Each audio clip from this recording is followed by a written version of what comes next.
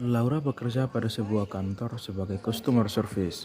Namun, ia masih kekurangan uang untuk biaya hidup. Di sela pekerjaannya, Laura menggunakan komputer kantor untuk membuka web dan mencari pelanggan dan menjual jasanya. Ia kemudian bertemu pelanggannya di sebuah restoran. Mereka kemudian makan dan bercerita. Laura memberitahu pelanggannya untuk mencari hotel.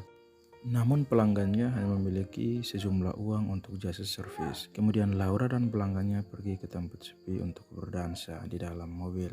Kali ini Laura bekerja dengan menggunakan tangan dan mulutnya. Tak disangka ternyata pelanggannya tidak bisa menahan kerasnya antena. Kemudian ia menyetubuhi Laura di dalam mobil. Laura lalu diturunkan dan ditinggalkan sendiri di tempat sepi. Singkat cerita, setibanya di kontrakan, Laura lalu bercerita kepada pacarnya.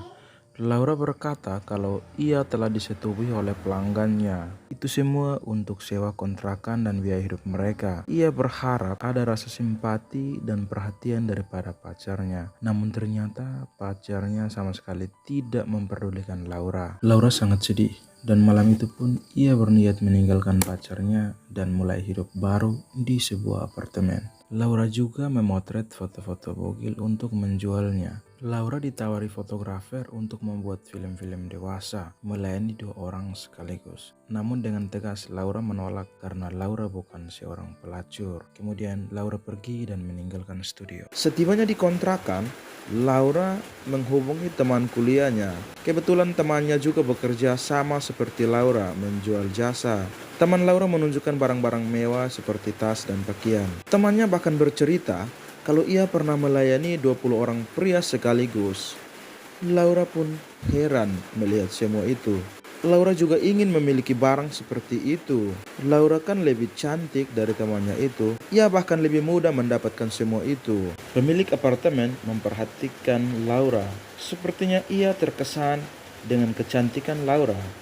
Ia bahkan menawari Laura untuk tinggal di sebuah kamar miliknya. Namun dengan syarat, Laura harus memenuhi hasratnya. Namun dengan tegas, Laura menolak. Laura sangat pintar. Nilai-nilainya sangat baik.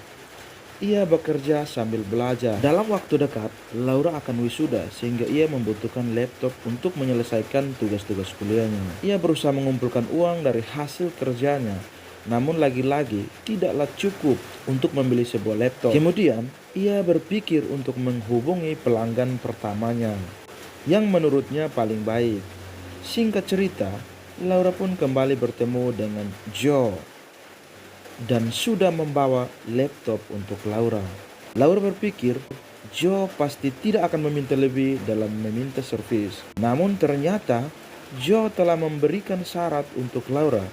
Kalau permainan kali ini, Joe akan lebih bergairah ketika dalam kondisi terikat kaki dan kedua tangannya. Tak disangka ternyata Joe berniat jahat. Ia harus memasukkan sebuah benda seperti ubi kayu ke dalam itunya Laura. Sehingga itu membuat Laura sangat ketakutan. Laura akhirnya melepas ikatan dan berhasil kabur membawa laptop yang sudah diberikan untuk Laura. Kemudian Joe memberikan bayaran.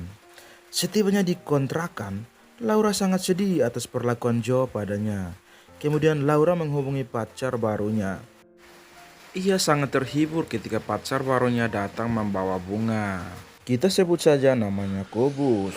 Laura pun mulai menceritakan pekerjaannya kepada Kobus. Kobus siap menerima Laura apa adanya. Sehingga Laura sangat percaya kepada Kobus. Laura pun makin percaya diri karena sudah dikuatkan Kobus. Laura makin fokus dengan pekerjaannya sehingga tidak punya banyak waktu untuk Kobus pacarnya. Suatu ketika Kobus mengetahui Laura masih bertemu dengan Joe yang kasar saat itu. Kobus sangat marah dan ia ingin putus dengan Laura. Berbagai macam cara Laura lakukan untuk meluluhkan hati si Kobus. Laura bahkan isap lollipop milik Kobus di tempat umum. Namun Kobus tidak memaafkannya.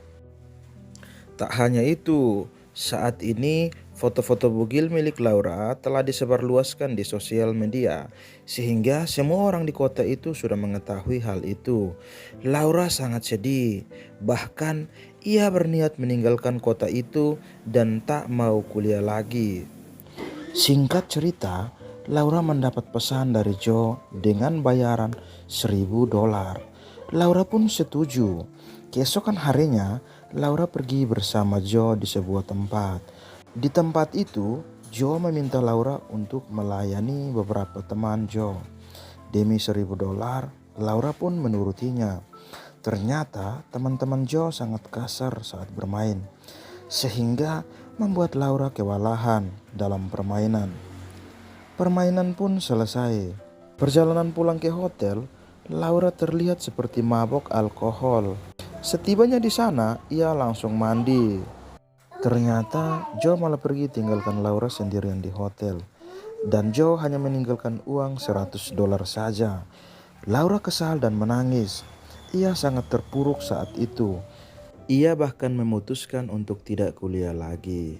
Ia hanya bisa pasrah dan ia harus tinggalkan kota itu dan pergi beberapa saat.